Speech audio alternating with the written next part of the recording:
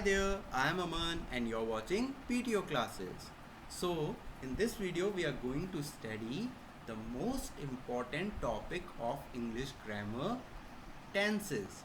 Tenses, being the most important topic of your grammar, is the most difficult or rather the most confusing topic of your syllabus. So, we will take a look at what tenses are and how they are used in the English language. But before going deep in the subject, before going deep in the topic, we will revise the topic that you must have studied in the previous classes. So let's see what tenses are. Tenses. Tenses tell us about the time of an action and whether the action is completed or not.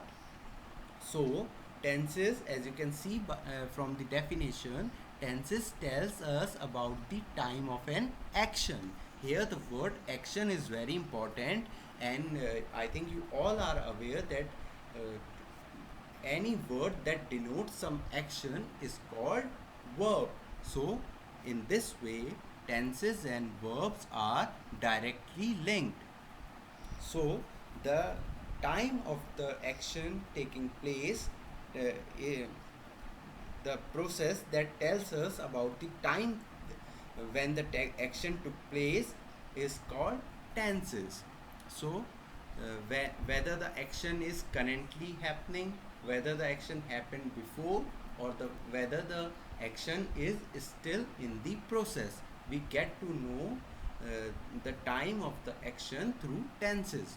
So, there are three main tenses, as you all must be aware that first there is present tense, then there is past tense, and then there is the future tense. So we will now see that how these tenses tells us the time of an action. So action denotes the words that denote some actions are called verb. So we will see that how verb is linked with action, with tenses, and we will see that what are the forms of verb that we have to keep in mind.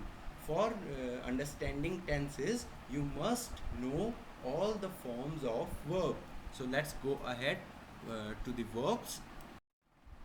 Forms of verb, this is very important. If you will know the forms of verb, if you will learn it by heart, then you will have no difficulty in understanding the tenses. So I am going to give you few examples of forms of verb, and rest you can study on your own. I am sure that you are aware with most of the verbs, that how to use them, but let's take an example. See, this chart you will make in your fair notebook also. Firstly, you will write the definition that I have given in the first slide, tenses definition. Then you will write the forms of verb, and these four words, these four forms of verb you will write in your fair notebook, in your grammar notebook.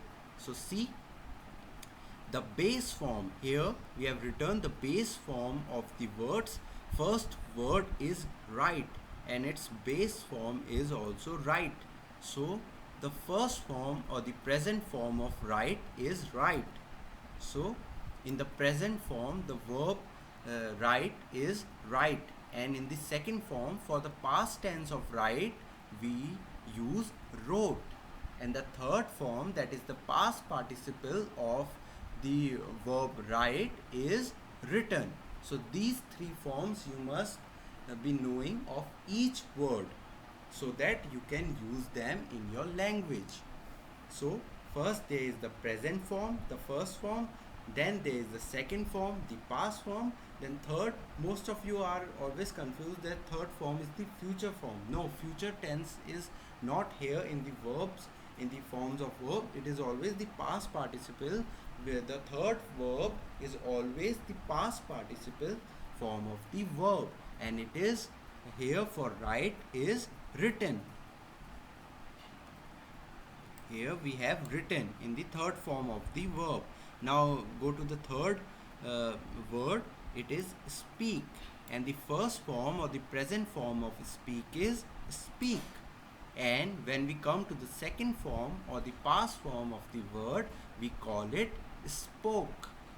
And the third or the past participle form of the verb speak is spoken. And so is the case with give. Give, we have the first form, the present form give, the past form, the second form gave, and the third form given. Same is there with begin. First is begin, second is began, began, and last third form is begun, begun. So this way you can read all the words. You can see in the net, you can search on net the forms of verbs. You can see for different words what we use. You can start with alphabets, the most commonly used words from the alphabets. You can search in the net and you can note it down somewhere.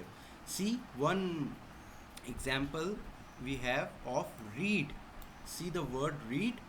Its first form is read only. Second form, here the spelling is same but we pronounce it read. And the third form, the past participle form, the spelling is again same but the pronunciation is of the past form read. So read, read, read.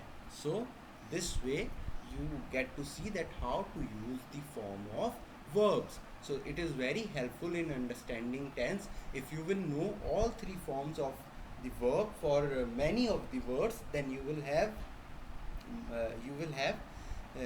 an ease in learning the tenses or going ahead with the language or understanding the language better. So let's move ahead. Now we have the first tense, the present tense. Earlier we saw that we have three types of tenses, three main types of tenses: present tense, past tense, and future tense. But these tenses have their further four subcategories, which are the present simple present tense, the present perfect tense, the present continuous tense, and the present perfect continuous tense. Same way for the past also: simple past tense, past perfect tense, past continuous tense, and past perfect continuous tense. And same for future. So in this part of your lecture of your tenses, in this video we are going to discuss the first tense, the present tense, and how it is used. Present tense, as you can see, is used for the something that is happening at present, the action that is taking place at the present time. And tense, we have seen in the video, in the first slide, the definition: tenses are something that denotes the time of the action. So present tense tell the time of the action, and whenever the action is happening in the present, at present, it is always the present tense. So let's go deep into the present tense and see what simple, present perfect, present continuous, and present perfect continuous tense are. So first we have the simple present tense. So as you can see from the slide, the chart is there. You will make this chart in your grammar notebook. The other tenses also are there. After this you will have the present continuous tense, then you will have the present perfect tense, then you will have the present perfect continuous tense. So you will write all these tenses in one chart. You can use both the pages of your notebook. You can use the middle page of your notebook, in which you can draw this chart, and you will write all the four types of present tense. Here I don't have much space in the slide, so I have used different slides for different types of present tense, but you will make the chart in a single chart. You will make the tenses in a single chart. So let's start with the simple present tense. Here we have the affirmative sentence. First, affirmative sentence. So here we have the first, we are using the subject plus the first form of the verb we can add s or es with it, uh, because it is in the simple present tense or the present indefinite tense. So we put the first form of the verb. As you all know, read's first form is read, and we will put s or es with it, and then we will at last add the object. So see the example, Priya reads a novel. So here it is the affirmative sentence. Now coming to the negative sentence, we will add not with it. So subject, as we have used in the affirmative, subject plus do or does not. So do or does not plus verbs first form plus the object. So everything is similar to the affirmative sentence, but only changes we will put do not or does not according to our subject. So Priya does not read a novel. See, it is clear. So simple present tense, first we have the affirmative sentence, then we have the negative sentence, now we have the interrogative sentence. How to frame the interrogative sentence? See, first we will put do or does at the beginning of the sentence, and as it is the first word of your sentence, so it will be capital. Do or does plus subject plus first form of the verb plus the object. So do or does. So does Priya read a novel? Does Priya read a novel? So first form of the verb plus the object. So does Priya read a novel? Now coming to the second way of writing interrogative sentence. See, first we will use the interrogative verb. What are the interrogative words? What, how, when, where, all these you will use at the beginning of your sentence. So what plus do or does plus subject plus first form of the verb plus object, and at last, most importantly, the question mark. So what does Priya read? Here we don't need to write the object, because object is what we want to find out. The question is actually the object, so we will not write the object at last, but in case if the sentence demands it, then we can write it at the last. So what does Priya read? So now we are going ahead with the second tense of present tense, that is present continuous tense. So you will write this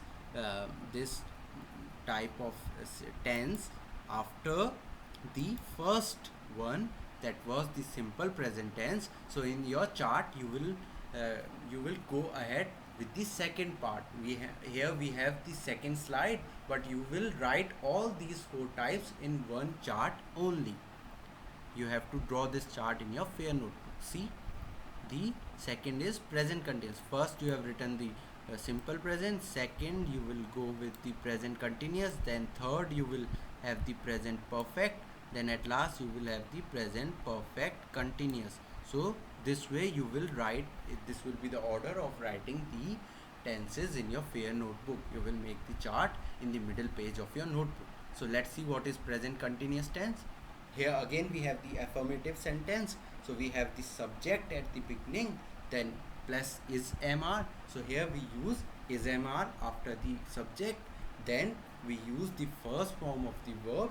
Then here we have one difference from the simple present tense or the present indefinite tense, that we have ing form with verb. So subject plus is mr plus verbs first form plus ing plus the object. So here see the example, subject Priya is reading. So here verbs first form with ing. So Priya is reading a novel. Clear? Now see negative. So in negative sentence we only put not after is mr. So only changes that we put not in the sentence. So subject plus is mr plus not plus verbs first form plus ing plus the object. So Priya is not reading a novel. So here goes the negative sentence. Now the third part, interrogative, is mr here at first we write is MR like we have done earlier in the simple present tense also. So here we will put is MR at the beginning, then the subject, then verb's first form, then ing, then object, and at last the question mark. So is Priya reading a novel? So see, is MR will come at the first, then subject, then first form of the verb, then ing, then the object, and at last the question mark. So the other way of writing the interrogative sentence is we first put the interrogative word. And what are the words? I have told you earlier: what, when, where, how. So what plus is MR plus subject plus verbs first form plus ing plus object plus question mark. And object is varies, object varies according to the sentence. Here we have the question, we have the interrogative word which will tell us about the object, so we will not use the object. So here goes the interrogative sentence, the second kind of interrogative sentence: what is Priya reading? Clear? So this was your present continuous tense. Now in the next slide we will see present perfect tense. Present perfect tense. So here we see that present perfect tense, first we see the affirmative sentence: subject plus has plus have plus third form of the verb plus the object. So Priya, the subject, plus has have. So we use has with the name of a person. We always use has whenever we know someone, we are using the name, so we know them, so we use has a particular name. It is a proper noun, so we use the helping verb has. Subject Priya plus has plus verb's third form plus the object. So here ing form we don't use. In perfect tense we don't use the ing form. So the sentence becomes Priya has read a novel. Here we see that it is present. It is in present tense, but it is perfect. Now nothing can change the sentence. We are not going to see that what happened afterwards. Priya has read a novel. We are done with the sentence. So we have used has as we want it to be the perfect tense. In perfect tense, the statement is always completed.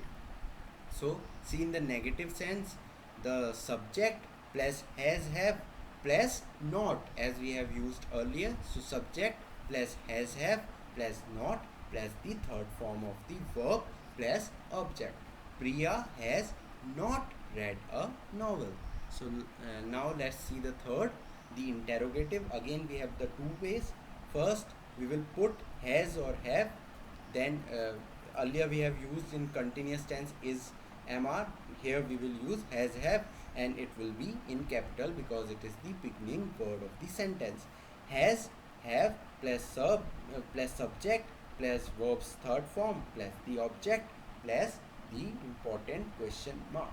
So has Priya read a novel? You see the third form, reads third form is read. Now let's take the other way of writing the interrogative sentence. Interrogative word plus has plus have plus subject plus third form of the verb and then the object, and at last the question mark, which is very essential. So here we have used the interrogative word what. What has Priya read? Again we are wanting to know, we want to know that what she is reading, so we will not write the object here. I think you are all cleared with present perfect tense. You will write this in your notebook just below the present continuous tense. You will write present perfect tense. At the beginning you will write simple present tense, but I think that slide is at the last. Sorry for that inconvenience. You will write the first simple present tense, then you will write the present continuous tense, then you will write the present perfect tense, then you will write the present perfect continuous tense. See, present perfect continuous tense. So here see the affirmative sentence, we have the subject plus has or have plus been. Here we use one thing is added from the previous slide. Now we are using been with has or have. So Priya plus has plus been plus here we use the first form of the verb. So this thing you must learn by heart. You make the chart and you read it thoroughly so that you learn it by heart, like we do with the periodic table in chemistry. We learn same way you will learn this chart. So here in present perfect continuous tense we always use the first form of the verb, and you all know that first form of read is read. So Priya has been reading. So ing is used here because it is in continuous, it is still happening. So Priya has been reading a novel for an hour. So what changes are there? After the object we will use for or since plus we will write the time. So in present continuous tense, in the continuous form of the tense, we always denote the time at the last. So now see the negative sentence: subject plus has have plus not. So here, like all the previous slides, we will again use not plus all the things like above. So Priya has not been reading a novel for an hour. Now coming to the interrogative part, again has have will be at the beginning. Then earlier we were using been or not been after has have, but here we will use the subject after has or have.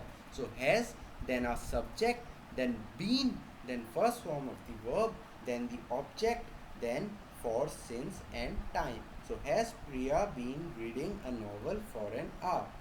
Now the second way, we will first put the interrogative word. So what we will put? What has Priya been reading for an hour? I think you all are aware now with present continuous tense, present perfect continuous tense. You will write this present perfect tense underneath the present continuous present perfect tense. So you will write it after the present perfect continuous tense. You will write after present continuous tense. So this was your video. Thank you so much for watching my lecture, and I hope you have understood that what tenses are and how to use them. And now I am going to give you the PDF in which you will have the exercises. First you will note down the definition of tense, then you will note down the verb forms, then you will note down the chart that I have shown you in the slide. So this all you will do in your grammar notebook, and plus the exercise that I will send you from this part of your lecture. So thank you so much for watching my video.